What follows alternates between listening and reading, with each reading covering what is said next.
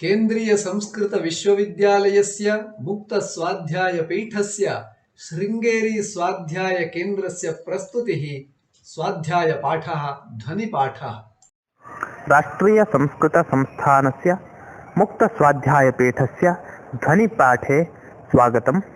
विषयः साहित्यदर्पणस्य द्वितीयः परिच्छेदः, चतुर्थः ध्वनिपाठः।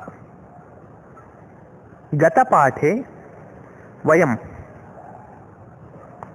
अभिधा नाम शक्तिः का इति ज्ञातवन्तः।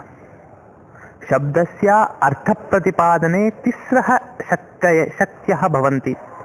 अभिधा, लक्षणा, व्यञ्जना इति अस्माभिः ज्ञातमस्ति। तत्र अभिधा नाम शक्तिः का, तस्याः अभिधायाः शक्त्याः ग्रहणं कथं भवति इति च ज्ञातवन्तः। तर्हि एतावदस्माभिः ज्ञातव्यमस्ति, यः अभिधेयम् अर्थं बोधयति अथवा अभिधया यः शब्दः अर्थं बोधयति सः शब्दः वाचकः भवति। वाचकः शब्दः, अभिधाशक्तिः, वाच्यः अर्थः इति परस्परं सम्बन्धः वर्तते। तथैव लाक्षणिकः शब्दः, लक्षणा शक्तिः, लक्ष्यः अर्थः इति त्रयाणां परस्परसम्बन्धः वर्तते। तथैव व्यञ्जकः शब्दः, व्यञ्जना वृत्तिः, व्यङ्ग्यः अर्थः इति च त्रयाणां सम्बन्धः वर्तते। तर्हि गौः इति कथनेन गौः इति शब्दः वाचकः भवति। तत्र अभिधा वृत्तिः प्रयुज्यते। शास्त्रादिमत् पिण्डरूपम् अर्थं सा वृत्तिः बोधयति, स च अर्थः वाच्यः अर्थः भवति इत्येतावत् ज्ञानम् अस्माकम् अस्त्येव। तर्हि प्रथमायाः अभिधाशक्त्याः ज्ञानानन्तरं लक्षणाशक्त्याः ज्ञानम् अस्माकम् आवश्यकम्। साहित्यदर्पणे लक्षणायाः 80 भेदाः उक्ताः। भेदपठनात् प्राग्, भेदानां विषये पठनात् प्राग् लक्षणा नाम का, सा कुत्र सम्भवति इत्यस्माभिः द्रष्टव्यं भवति। तर्हि लक्षणायाः लक्षणं साहित्यदर्पणे एवम् उक्तमस्ति। मुख्यार्थबाधे तद्योगे ययान्योऽर्थः प्रतीयते, रूढेः प्रयोजनाद्वासौ लक्षणा शक्तिरर्पिता इति। लक्षणाशक्त्याः अङ्गीकारे हेतुत्रयम् अपेक्षते इति अनया कारिकया ज्ञायते। साक्षात् अर्थविवरणमेव करिष्यामि, पदच्छेदादिकं स्वयं ज्ञातुं शक्नुवन्ति। मुख्यार्थबाधे, मुख्यार्थस्य बाधः स्यात्। मुख्यार्थः इत्युक्ते वाच्यः अर्थः इत्येव अर्थः। अभिधेयः अर्थः, वाच्यः अर्थः, मुख्यार्थः सर्वः अपि समानः। सङ्केतितार्थः, एवं बहूनि पर्यायपदानि सन्ति कस्य वाच्यार्थः इत्यस्य। कस्यचित् पदस्य मुख्यः अर्थः बाधितः भवति चेत्, इत्युक्ते वाच्यार्थः बाधितः भवति चेत् तत्र लक्षणा प्रवर्तते। परन्तु इदमेकमेव कारणं लक्षणा प्रवृत्तौ इति न चिन्तनीयम्। इतोपि द्वयम् अस्ति। तद्योगे, यः लक्ष्यार्थः अस्माभिः उपस्थाप्यते, इत्युक्ते यः अर्थः अस्माभिः लक्ष्यते, तेन अर्थेन सह वाच्यार्थस्य कश्चन सम्बन्धः अवश्यं स्यात्। एवं वाच्यार्थलक्ष्यार्थयोः सम्बन्धः आवश्यकः इत्युक्तं तद्योगे इत्यनेन। एवं सति मुख्यार्थबाधे तद्योगे। तृतीयं किं, रूढि ययान्योऽर्थः प्रतीयते, रूढेः प्रयोजनाद्वासौ इत्युक्तम्। रूढिः आवश्यकी अथवा प्रयोजनम् आवश्यकम्। केयं रूढिः? प्रसिद्धः वृद्धव्यवहारः रूढिः इत्युच्यते. उदाहरणार्थं मण्डपः इति शब्दः अस्ति. मण्डपशब्दस्य व्युत्पत्तिलभ्यः अर्थः कश्चन अस्ति. सः कः अर्थः? मण्डं पाति अथवा मण्डं पिबति इति मण्डपः इति. मण्डम् इत्युक्ते यवागूः. यवागूः इत्युच्यते अन्नमेव यद् जलयुतं भवति तद् यः पिबति सः मण्डपः इत्युच्यते. परन्तु मण्डपशब्दः कस्मिन् अर्थे रूढौ अस्ति? क्षतिः इत्यस्मिन् अर्थे रूढौ अस्ति. तर्हि प्रसिद्धवृद्धव्यवहारः कुत्र अस्ति? वृद्धव्यवहारः इत्युक्ते पूर्वजानां व्यवहारः. पूर्वजानां व्यवहारः मण्डपशब्दस्य कस्मिन् अर्थे विद्यते?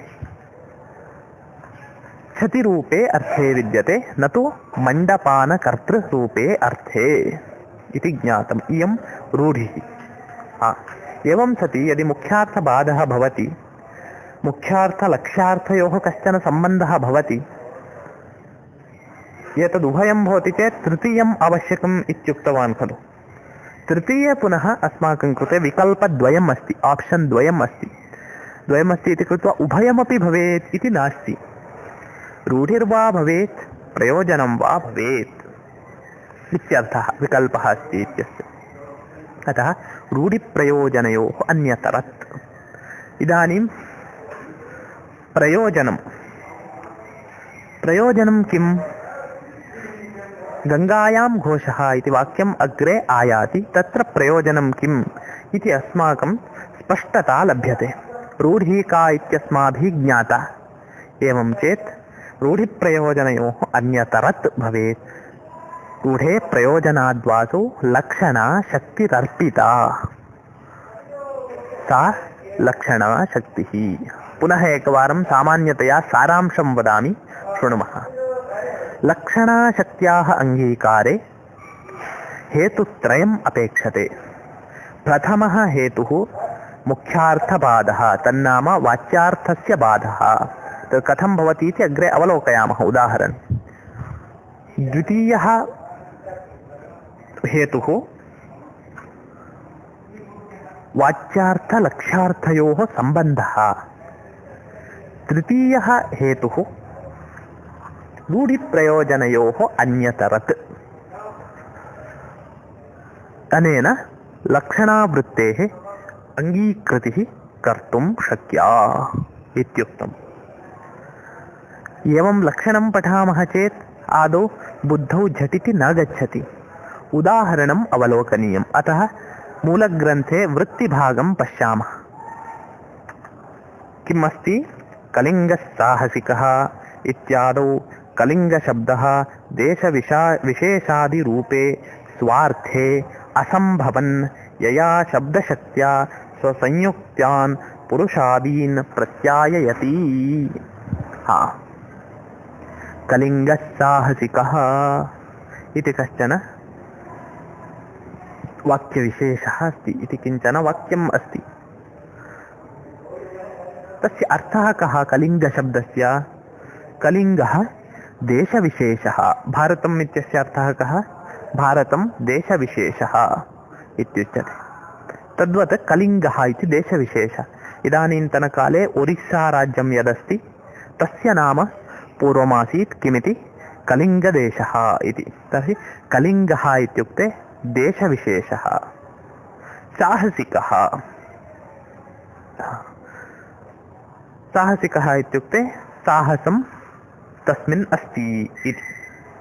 तर्हि भवतां मनसि कः अर्थः गतः? कलिङ्गदेशे विद्यमानाः जनाः साहसिकाः सन्ति, जनेषु बहु साहसं वर्तते इत्यर्थः एव अस्माकं सर्वेषामपि मनसि गच्छति. परन्तु शब्दं पश्यामः चेत् भिन्नः एव अर्थः. अस्माभिः लक्ष्यार्थः इदानीं ज्ञातः, अर्थः लक्षितः, तथापि एवं मुख्यार्थः एवम् आसीत्, मुख्यार्थबाधः जातः, तदनन्तरम् एवम् अभवत् इति प्रक्रियां न जानीमः. इदानीं प्रक्रियां पठामः. तर्हि कलिङ्गसाहसिकः इत्यनेन वाच्यार्थः कः निर्गतः? कलिङ्गदेशः साहसिकः, देशः इत्युक्ते भूप्रदेशः भवति, भूप्रदेशः अचेतनः भवति, तस्मिन् जीवः न भवति। यस्य जीवः नास्ति सः कथं साहसी भवितुं शक्नोति? न शक्यते। अतः कलिङ्गसाहसिकः इति वाक्यस्य कलिङ्गदेशीयः जनः साहसिकः इत्यर्थः इत्येवं वयम् अवगतवन्तः। अस्तु, इदानीं लक्षणाविचारः प्रवर्तते। लक्षणा कथम् अस्ति इति अस्माभिः ज्ञातव्यम्। कलिङ्गसाहसिकः इति शब्दे श्रुते मुख्यार्थवादः जातः। कथं मुख्यार्थवादः जातः? देशः साहसिकः भवितुं नार्हति अचेतनः इति कृत्वा। तदानीं पुनः चिन्तनम् आरब्धं। चिन्तिते सति अर्थः अयं स्फुरितः, कलिङ्गदेशीयः जनः साहसिकः इति। तर्हि कलिङ्गदेशस्य कलिङ्गदेशीयजनस्य च परस्परं सम्बन्धः अस्ति। सः कः सम्बन्धः? संयोगः सम्बन्धः। किमर्थं? कलिङ्गदेशीयः जनः कलिङ्गदेशस्य भूमौ एव तिष्ठति खलु। अतः इदानीं घटस्य भूतलस्य च, भूतले घटः अस्ति इति नैयायिकाः वदन्ति। तत्र भूतलस्य घटस्य च कः सम्बन्धः? संयोगः सम्बन्धः। एवं कलिङ्गदेशे पुरुषः अस्ति इत्यत्र कलिङ्गदेशस्य पुरुषस्य च मध्ये संयोगसम्बन्धः वर्तते। अतः उक्तं वृत्तौ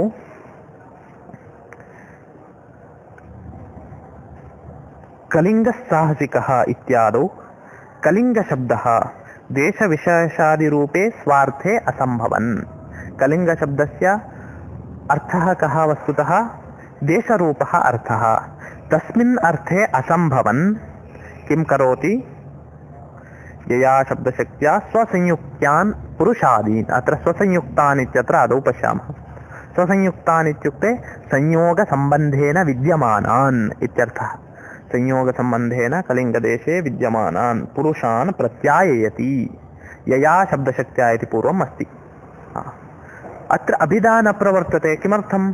कलिङ्गः इति शब्दतः जनस्य बोधः भवतु इति ईश्वरस्य इच्छा नास्ति। तदभावात् तथापि जनरूपः अर्थः अस्माकं मनसि स्फुरति। तस्य कारणं किम्? इयं लक्षणावृत्तिः इत्यर्थः। इयं लक्षणावृत्तिः कारणं। लक्षणावृत्त्या वयं तथा अर्थम् अवगच्छामः इति। स्वसंयुक्तान् पुरुषान् प्रत्यायति। एवं रूढिः अस्ति। प्राचीनकालादपि एतादृशी रूढिः अस्ति। एवं त्रयमपि जातं। मुख्यार्थवादः अस्ति, संयोगः सम्बन्धः अस्ति, रूढिः। प्राचीनकालतः एतादृशः व्यवहारः अस्ति इति कृत्वा हेतुत्रयमपि अस्ति। लक्षणाशक्तिः अङ्गीक्रियते कलिङ्गसाहसिकः इत्यत्र। तर्हि इदानीम् एकं तु जातं, द्वितीयम् अवलोकनीयं। प्रयोजने भेदद्वयम् अस्ति। प्रयोजनेन तृतीयः हेतुः द्विविधः अस्ति। रूढिः वा भवतु प्रयोजनं वा भवतु इति। रूढेः उदाहरणं दृष्टम्, इदानीं प्रयोजनस्य उदाहरणं द्रष्टव्यम्। किमस्ति प्रयोजनस्य उदाहरणं? गङ्गायां घोषः। इदमुदाहरणं लक्षणायाः पठनानन्तरमपि व्यञ्जनायाः पठने, तदनन्तरं पञ्चमपरिच्छेदे, तदनन्तरं काव्यप्रकाशं यदा पठन्ति तदा, अन्यान् ग्रन्थांश्च यदा पठन्ति तदा बहुवारम् इदम् उदाहरणं द्रष्टुं शक्यते। अतः अस्माभिः अस्य उदाहरणस्य अर्थः सम्यक्तया ज्ञातव्यः। अस्य उदाहरणस्य विषये काचित् कथा अस्ति, सा कथा ज्ञातव्या। वाक्यं किमस्ति? गङ्गायां घोषः इति। घोषः इत्युक्ते ग्रामः, लघुग्रामः इत्यर्थः। ये दुग्धं विक्रयन्ति, विक्रीणन्ति, दुग्धविक्रयणं कुर्वन्ति, तेषां ग्रामः घोषः इत्युच्यते। घोष आभीरपल्ली स्यात् इति अमरकोशे वाक्यम् अस्ति। अस्तु, वाराणस्याः कथा। प्राचीनकाले वाराणस्यां कश्चन दुग्धविक्रेता आसीत्। वाराणस्यां गङ्गानदी वहति। प्रतिदिनं सः दुग्धविक्रेता गृहं गृहं गत्वा दुग्धं यच्छति स्म सर्वेभ्यः। प्रातः बहु शीघ्रं कस्मिंश्चित् दिने गृहस्वामी कश्चन शीघ्रम् उत्थाय दुग्धविक्रेतारं पृच्छति। किमिति? भोः दुग्धविक्रेतः, कुत्र ते घोषः, क्व ते घोषः इति। इत्युक्ते भवतः ग्रामः कुत्र अस्ति इति। दुग्धविक्रेता तु बहु समयं प्रातः सम्भाषणं कर्तुं न शक्नोति। किमर्थं? बहुत्र बहुषु गृहेषु गत्वा दुग्धं दातव्यम् अस्ति तस्य। सः वदति, क्व ते घोषः इति प्रश्नः। गङ्गायां घोषः इत्युक्त्वा अग्रिमं गृहं गच्छति। तदानीम् एषः गृहस्वामी चिन्तयति।